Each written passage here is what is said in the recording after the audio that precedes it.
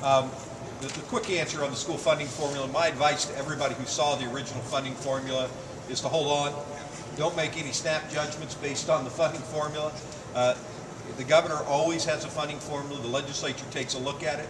I can tell you, I personally share the objectives of the governor, and I think the Senate shares the objectives of the governor, and that is to make sure our funding formula is fair across Ohio and takes into account a number of factors. However, I don't understand, and we haven't got a handle yet in the Senate as to how all those factors interrelate and what, as I said before, the intended and unintended consequences are.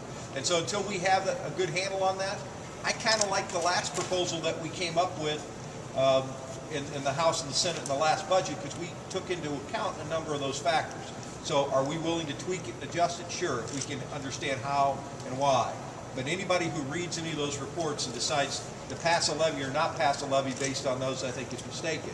But the other caveat I would give everyone is that, look, school funding is not an easy task.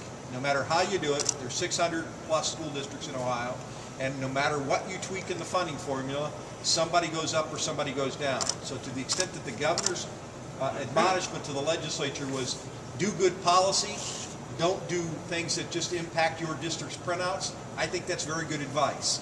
And so we need to make sure we understand what we want the policy to be across Ohio. The school funding formula, as it was always explained to me, was predicated on this concept that Ohio is going to pay roughly half, and the local communities are going to pay roughly half at a model district. And as districts have more money, you pay a little more locally, and the state pays a little less. As the districts have less money, the state pays a little bit more, and the district less because of tax capacity. And so how we get there and where you end up on the printouts, we've got to drill down into that. I don't know that anybody's there, but Chairman Smith gets to go at that first before Chairman Olsager gets a crack at it. And so I'm hoping at the end of their proposal that they get to where it needs to be.